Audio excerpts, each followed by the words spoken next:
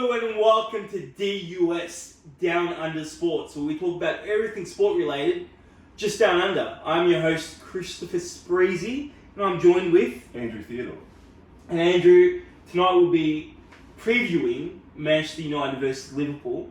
I know you're a huge Liverpool fan. As are you with Man United.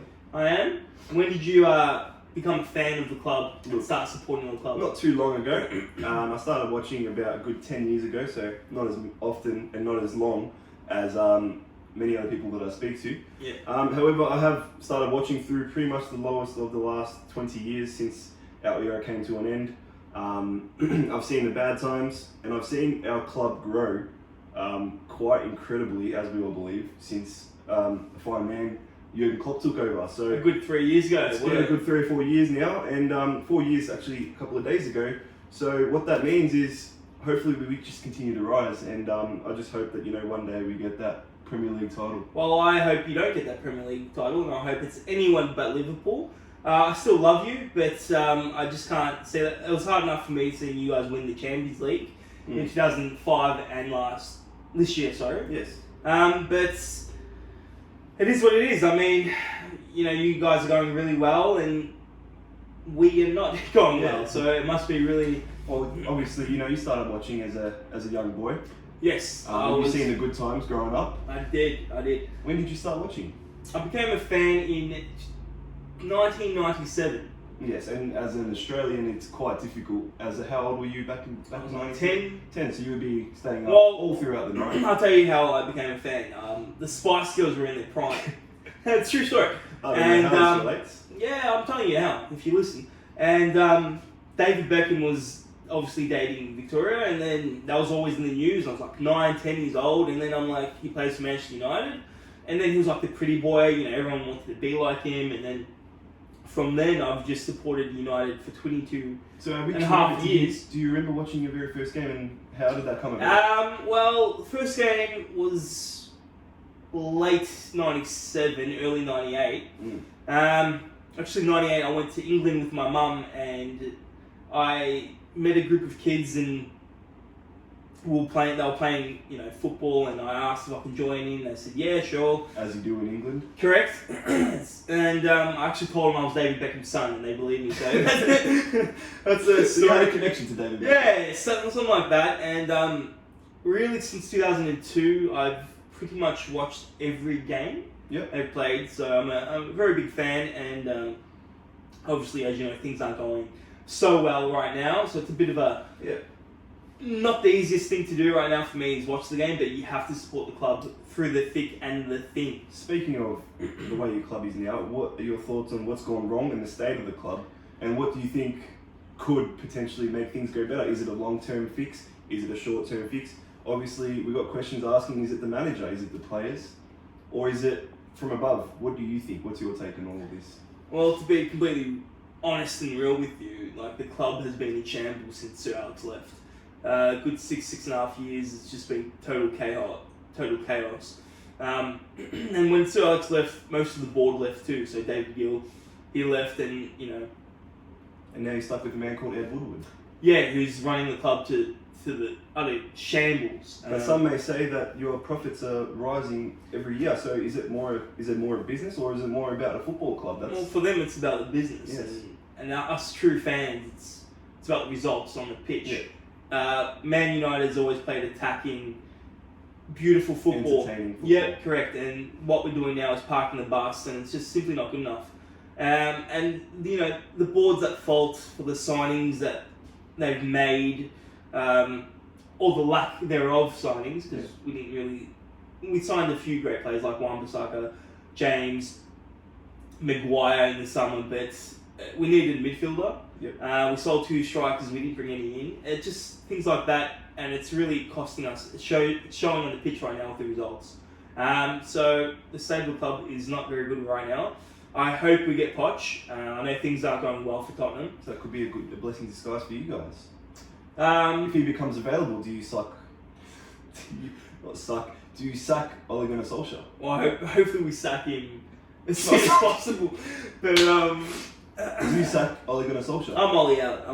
Yeah. Ollie out? Look, he should have never been appointed the manager before the season ended last season. He had a great run, the first 10, 15 matches, but it's just simply not good enough. I just think you guys got too excited too soon. We did. You should have waited till the end of the season, see if you made the four. Correct. And then made a decision from there and had all of the summers to prepare for. Correct. For the future. Correct. So, look, this season's already a waste right now. We're in a relegation dogfight. We can't score any goals, mate. We can't. We have no link-up play. For me, the shining light is Wan-Bissaka. Yep. He's standing phenomenal. So that's one positive. Daniel James. Yes, correct. But Wan-Bissaka is really something I'm really holding tight and trying to look at something positive. Yep. But you guys are just firing on all cylinders, Look, right? as a Liverpool fan, in the last 10 years, I've seen it all. Yeah. I've seen all the misery that happens when you get too excited. So it's important as a fan to be really realistic and to not get too ahead of ourselves. Sure, 8 in a row, could be 9, could be 10. But you know what? How many times have we been 7 points clear, 8 points clear with only a short period of time to go? 2013-14 season, last season, and then just falling short to Manchester City. So I think it's more about just being consistent, getting the results when need be. It's the scrappy games that for example, the other week when you've been winning the scrappy games. Yeah, and it's just about continuing to do that. So, and I believe last season, the scrappy games you were drawing. Yeah, exactly. You didn't lose at all last season. We lost once last season. However, we had one too many draws when Correct. we should have got the full 3 points, and so far it looks like we're doing that. So I'm more than happy for Manchester City to win the Champions League as long as we win the Premier League.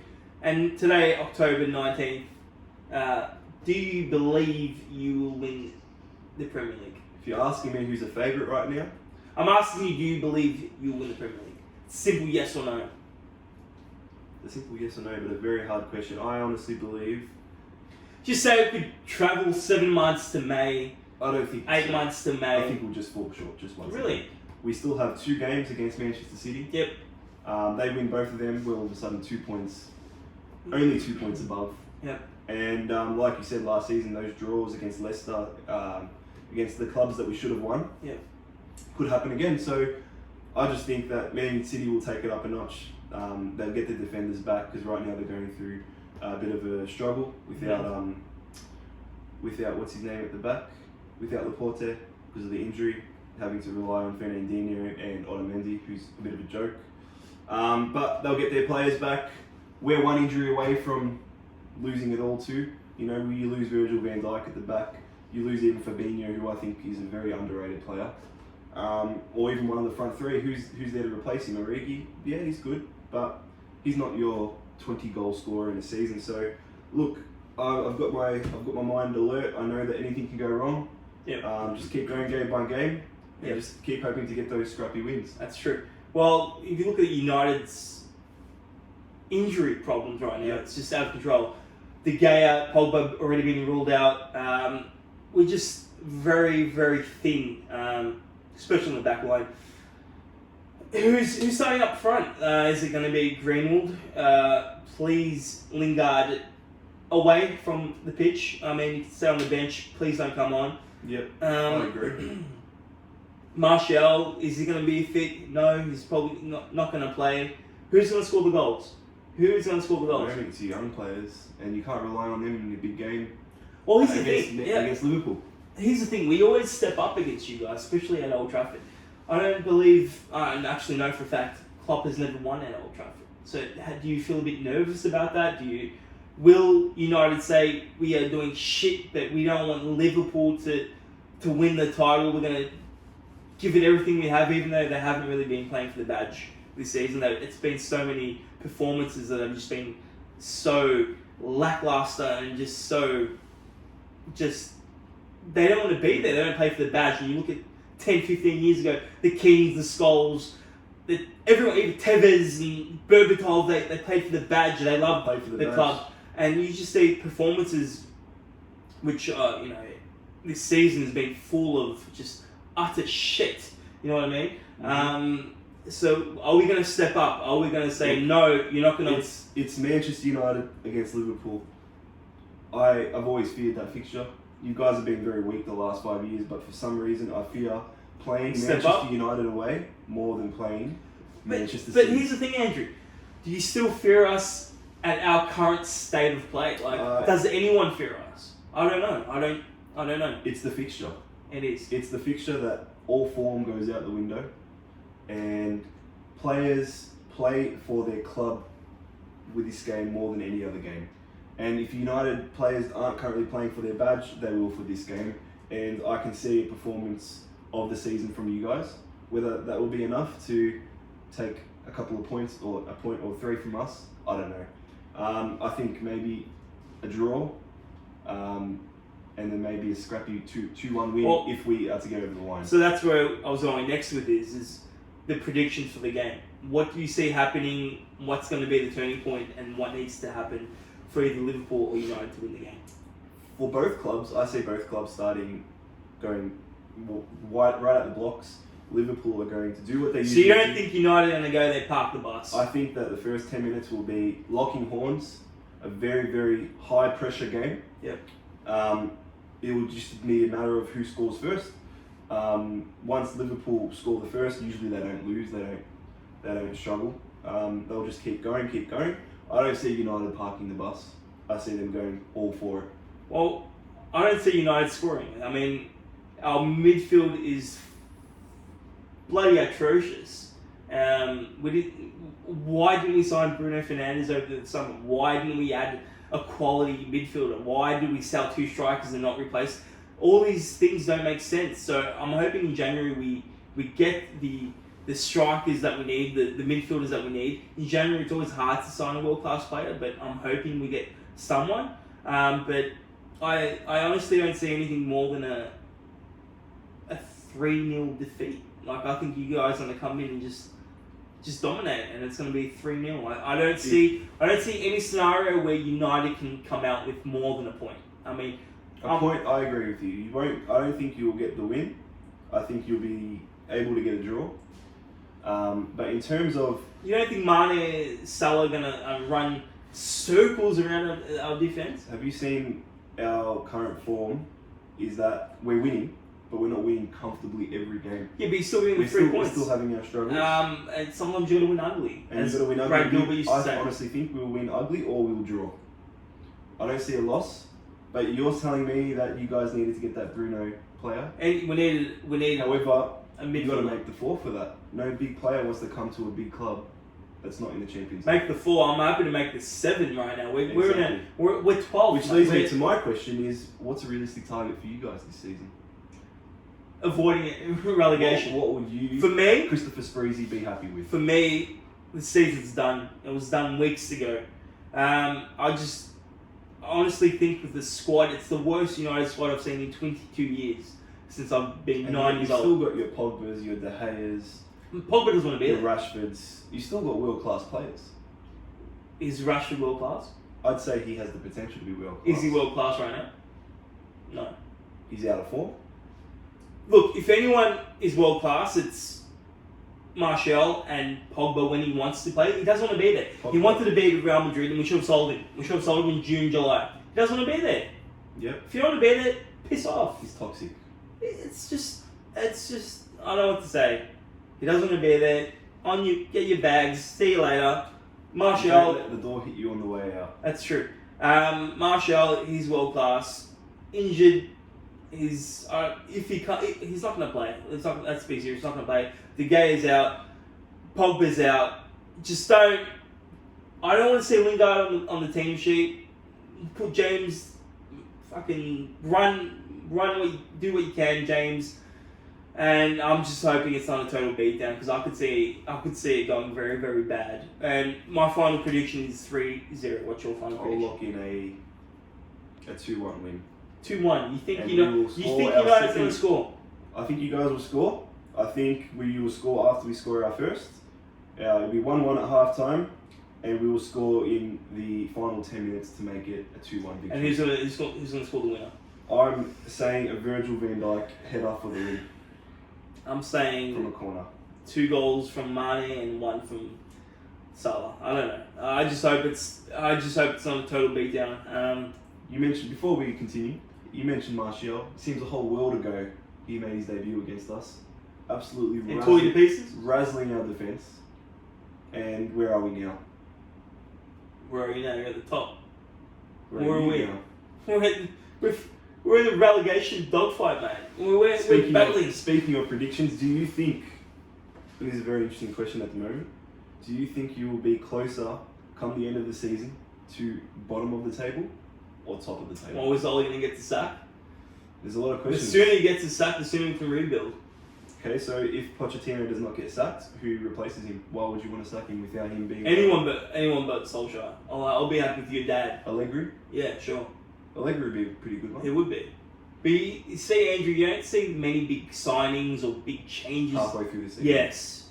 So maybe what you've done wrong is that you've chopped and changed managers too quickly. If I'm speaking about United, I think you guys need to just push him out for the rest of the season.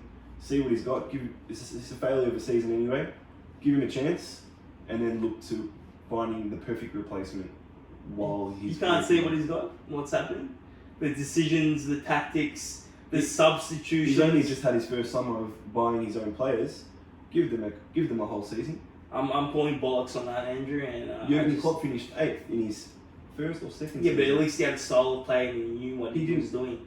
Yes, but he's still... We have no tactics, no game plan. It's No go on identity. there and do whatever you can. There's no link-up play. Yes. It's like, do they even train together? Like, I'm very frustrated right now, Andrew. And to me, watching my beloved club is painful. And I'm going to support him through the thick and thin because we will rise again. When? I'm not sure. I hope it's sooner than 5 years, but we'll be back. We're in some dark times right now. I guess we'll find out what happens in a few days. That's right, guys. So if you like this video, please like the video and subscribe to D.U.S. Down Under Sports. Andrew, thank you very much. And it's first of many, I hope. Yes, and we'll be posting a match review. Hopefully with a smile on my face. I'm sure it will be. I'll be angry and upset. Where can people find you? Do you have an Instagram? Do you have a Twitter account? I have an Instagram. I'll put that in a link below. Fair enough. And how about yourself? Please, you can find me at Christmas Spreezy on Instagram and D.U.S Sports on Instagram and Twitter. Please, like I said, please give this a like and subscribe, and we'll be back on Monday. And just hopefully it's not a 5-0 thumping. Otherwise, I'll be presenting on my own. Yes, you will be. So thanks for that. It was a lot of fun, and we'll speak to you soon. Bye. Peace.